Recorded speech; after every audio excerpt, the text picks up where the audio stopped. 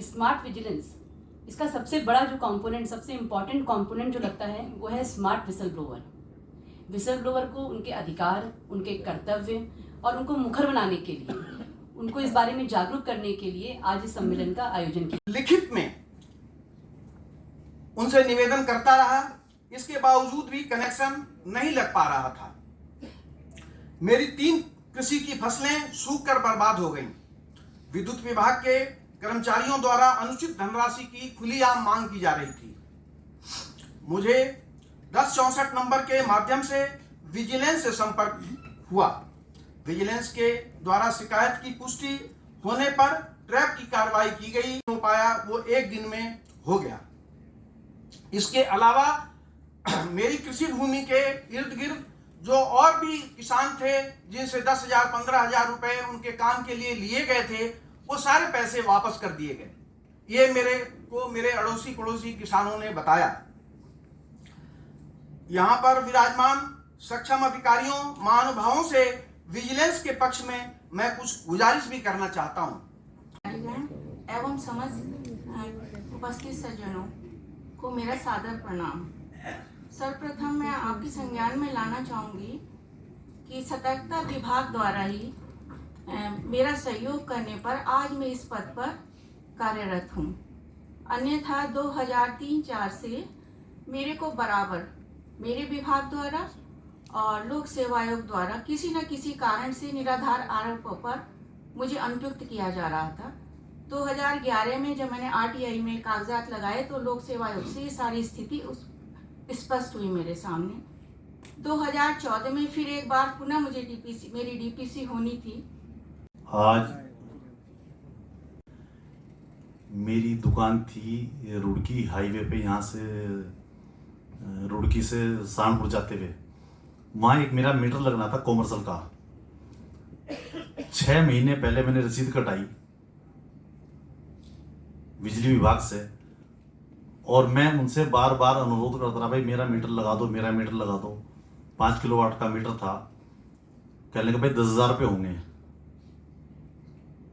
मैंने कहा भाई 1-2 हज़ार रुपये ले लेना, मैं गरीब आदमी हूँ। उनको नहीं जी बस आप सब 9,000 रुपये ले लेंगे। मैंने कहा ठीक है। मेरे संज्ञान में आया, मैंने कहा चलो आप बिजनेस को शिकायत करो। फिर मैं देहरादून आया। उस टाइम यहाँ SP JP जुएल साहब थे। उन्होंने मेरे को पूरी प्रक्रिया समझाई और उस प्रक्रिया में मैं आगे बढ़ा, और फिर 2010 में मैंने उस जेई को यहाँ से फिर अरेस्ट कराया। तो दूसरा वाकया मेरा 2008 का, एक लेखपाल थे हमारे यहाँ, मैं उस टाइम ग्राम प्रधान था। एक लड़की SC समाज की इंटर में पास हुई थी, और वो बेचारे पता नहीं घास वास ला के अपना कैसे गुजारा करते थे। तो मैंने लेखपाल साहब को कहा जी आप इसकी जो है 8 लड़कियां पास हुई थी, मतलब मैंने कहा लेखपाल साहब आप, मैं सबको नहीं कहूँगा, पर एक लड़की है बहुत गरीब है, आप उसके घर चलो और आप इस पर रिपोर्ट लगा दो, इसको 50,000 मिल जाएगी। ठीक है, इसको 50,000 मिल जाएंगे। लेखपाल साहब ने मुझे मना कर दिया कि प्रधान जी मैं रिपोर्ट नहीं लगाऊंगा। मैंने कहा ठीक है। वो लड़की मेरे पास, मैंने उसको कहा बेटे आप अपने तरीके से लगवा लो। तो वो लड़की उनके पास गई, उसने 5,000 रुपये लेके लेखपाल ने रिपोर्ट लगा दी। बाकी जो 7 लड़कियां और भी थी, उनके घर में ट्रैक्टर भी थे, कारें भी थी, सारी सुविधाएं थी। 5-5 हज़ार रुपये लेके उन्होंने सब पे रिपोर्ट लगा दी। मेरे पास वो लड़की आई, नहीं मेरे पास यहाँ से फ़ोन गया, 5 मिनट रुको मैडम, 5 मिनट बजा दें। मेरे पास फ़ोन गया हरिद्वार से कि प्रधान जी आपके गांव की एक लड़की है राखी नाम की, उसके डॉक्यूमेंट्स कम हैं। मैंने उसको बुलाई। मैंने कहा बेटा आप तो यूँ कह रहे थे कि उन्होंने मेरी रिपोर्ट नहीं लगाई। कह रही प्रधान जी लगा दी थी। मैंने कितने पैसे लिए थे कि 5,000 रुपये, और वो रोने लगी। मैंने कहाँ से दिए थे कि मैंने ब्याज पे ला के दिए थे। मैंने कहा ठीक। अब तभी से मेरे दिमाग में बैठ गई, मैंने कहा ये बहुत अन्याय हो रहा है इन बच्चों के साथ में। फिर उसके कागज मैंने पूरे कराए, हरिद्वार उसको 50,000 रुपये दिलवाए। लेकिन उस लेखपाल की बात मेरे दिमाग में बैठ गई। फिर 2018 में उसको अरेस्ट कराया। और जब भी मैं विजिलेंस टीम को फोन करता हूं, जब भी मेरा बहुत सहयोग करते हैं। और मैं इस मंच के माध्यम से कहना चाहता हूं कि विजिलेंस टीम हमारी बहुत ही अच्छी है, ईमानदार है, ध्यान रखती है। और मैं सभी से अनुरोध करूंगा जिसे जो भी परेशानी हो तो कम से कम हमारी विशेष टीम को जरूर बताएं। धन्यवाद। वंदे मातरम। उद्देश्य ये है कि इसको हम बहुत जल्दी दुनिया तक पहुंचाया जाए, ग्रामीण क्षेत्रों में पहुंचाया जाए। क्योंकि सर लगता था पहले, सिस्टम तो पहले भी होता था कि करप्शन को रोकना है और उनको जो रिश्वतखोर आदमी उनको पकड़वाना है, पर उसमें लोग उत्साह नहीं कर पाते। उसमें ये होता था कि झंझट काफी है। अब लोग अगर हम किसी से खिलाफ पंगा लेंगे तो वो हमारे खिलाफ कुछ ना कुछ दाव पेच लगा के हमारे विरुद्ध कोई ना कोई कार्रवाई कर सकता है। इस चीज से लोग बहुत डरते थे। मैंने किसी एक कानूनगो को रिश्वत रंगे हाथ पकड़वाया सर, तो मुझे भी भय लगता था कि सर मैंने पकड़वा तो दिया पर उस डिपार्टमेंट में मेरा कभी काम नहीं होगा, और क्योंकि उसके जो उच्च अधिकारी है वो मेरे से हमेशा विरोध का वो रखेंगे कि मेरा कोई काम नहीं होगा। पर ऐसा बिल्कुल नहीं हुआ सर। 10/64 पे कॉल करके मैं अपने आप को समझता हूँ कि मैं बहुत ज्यादा वो मान महसूस करता हूँ कि सर हम इतना रिस्पेक्ट मिला है और इतना प्रोटेक्शन मिला हमें। हमारे अंदर जो डर था कि अगर हम कंप्लेंट करेंगे और कंप्लेंट वाला जो हमारा उस डिपार्टमेंट में काम नहीं होता, पर ऐसा कुछ नहीं सर।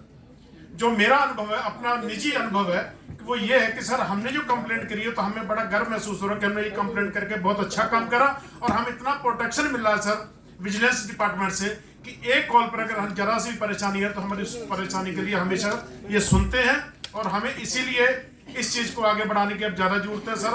हम अपना पर्सनली अपने ग्रामीण क्षेत्रों में जहां हम रहते हैं सर, उसमें इस चीज का जो है प्रचार प्रसार करेंगे, क्योंकि आने वाले जितने भी भ्रष्टाचारी उसको पकड़वा जाए। धन्यवाद। उन्हें कोई ना कोई प्रेरित करता है। मैंने बताया, किसी और ने बताया, सतर्कता विभाग से मिलवाया। वहां एक दिक्कत आती है। सतर्कता विभाग से मेरा एक अनुरोध है, अधिकारी लोग यहाँ बैठे हैं, कि जो लोग प्रेरित करते हैं और विभाग की मदद करते हैं, विभाग का कोई प्रोटेक्शन, विभाग में कोई प्रोटेक्शन उन्हें नहीं मिलता है। पहली बात, जो लोग ट्रैप कराने वाले हैं, मैं उन सभी से पूछना चाहता हूं, उन्हें किसी न किसी ने बताया होगा कि ये लोग आपसे रिश्वत मांग रहे हैं, ये लोग आपको परेशान कर रहे हैं, तो आप सतर्कता विभाग से संपर्क करिए। कहीं ना कहीं किसी ने कराया होगा। तो जो बीच की कड़ी है, अगर इस कड़ी को विभाग भूल जाएगा तो मैं समझता हूं कि कम से कम 60-70% काम नहीं हो पाएगा। एक बात, जो लोग इस पूरी योजना को बनाने में इतनी मेहनत करते हैं, आप विश्वास करिए, मैं 3 केस लेकर आया हूँ। एक केस ट्रैप हुआ, श्याम नारायण यादव जी का, जो भी बोल एडमिशन के लिए वहाँ भी लिया जाता है। हमारा हाईवे बन रहा है, हाईवे में जो पैसा दिया जा रहा है वो किसी और माध्यम से, प्राइवेट सेक्टर के माध्यम से पैसा ले रहे हैं अधिकारी। और इस तरह के हमारा परिवहन विभाग है, परिवहन विभाग में बिना भ्रष्टाचार के कोई काम ही नहीं हो रहा, लेकिन वो इतना मोटा नहीं लेते, वो 500, 1000, 4-5 हज़ार रुपये तक लेते हैं। उसकी शिकायत कर भी बहुत वो पड़ जाता है कहीं, और शिकायत करने वाला कहीं ना कहीं उसके पीछे क्यों हाल हो गए मुझे समाज की सेवा करते करते। और कहीं ना कहीं अगर हम अच्छे काम कर रहे हैं तो कुछ लोग दलाल जो भ्रष्टाचारी में लिप्त हैं या हम पैसा नहीं दे रहे किसी को, वो हमारे पीछे पड़ जाते हैं, वो हमारी शिकायतें, उल्टी सीधी शिकायतें भी करते हैं। तो इसलिए वे प्राइवेट उसके संस्थानों के लिए भी कुछ ऐसा नियम कानून बनना चाहिए और शिकायतकर्ता को भी कोई प्रोटेक्ट मिलना चाहिए। धन्यवाद। मैं एडवोकेट हूँ, पल्लवी घई, डिस्ट्रिक्ट कोर्ट में काम करती हूँ। 2-3 समस्याएं जो ग्राउंड लेवल पे मैं यहाँ पर देखती हूँ वो ये हैं कि इन्वेस्टिगेशन जो विजिलेंस पूरी एफर्ट डाल के करती है, लेकिन उसके बावजूद ट्रायल्स में वो सक्सेसफुल नहीं हो पाते हैं। अगर हम पिछले 8-10 सालों का रिकॉर्ड उठाकर देखें तो जितने भी केसेस विजिलेंस ने कोर्ट में सबमिट करे, उसमें अक्विटल का रेशियो कन्विक्शन के रेशियो से कहीं ज़्यादा है। उसका एक प्राइम रीज़न ये है कि एक तो विजिलेंस के पास उतना पर्सोनल नहीं है, और दूसरा जो कनेक्ट चाहिए होता है बिकॉज ऑफ टेक्नोलॉजिकल एडवांसमेंट, वो अपकीप नहीं कर पाते क्योंकि उनके पास मे बी बजट की प्रॉब्लम्स हैं एंड मे बी साइबर के साथ उतना कनेक्शन नहीं हो पा रहा है। बहुत ज़्यादा ज़रूरत है, which I have observed in courts, क्योंकि कई बार चीज़ें टेक्नोलॉजिकल लेवल पे सर्वर से कुछ समय बाद चली जाती हैं, जिसके बाद उनको प्राइमरीली एक्सेस कर पाना बहुत मुश्किल हो जाता है। तो वहाँ पर थोड़ा मुझे लगता है ऐसा कि वर्कशॉप्स होनी चाहिए और कोऑर्डिनेशन ज़्यादा बढ़ते रहना चाहिए साइबर और इन्वेस्टिगेटिंग डिपार्टमेंट्स के बीच में, जिससे प्लग हो। पौधा भेंट कर कार्यक्रम का शुभारंभ करें। साइड ही आ रहा था।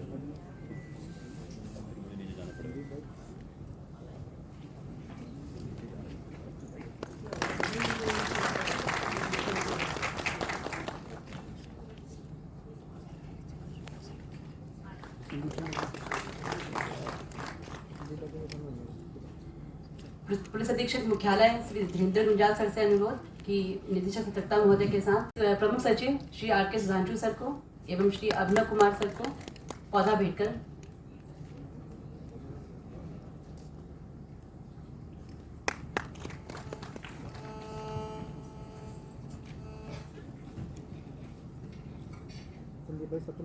माननीय मुख्यमंत्री महोदय, यह विसल ब्लोअर सम्मेलन आज प्रथम बार आपके कुशल मार्गदर्शन में सतर्कता अधिष्ठान द्वारा आयोजित किया जा रहा है। इस सम्मेलन का उद्देश्य सरकारी विभागों में पारदर्शी कार्यप्रणाली एवं कार्यकुशलता को बढ़ावा देना तथा विसल ब्लोअर्स को प्रोत्साहित करना है। समाज में व्याप्त भ्रष्टाचार के विरुद्ध कार्यवाही हेतु सतर्कता अधिष्ठान प्रतिबद्ध है तथा प्रतिपल हम इस ओर अग्रसर हो रहे हैं।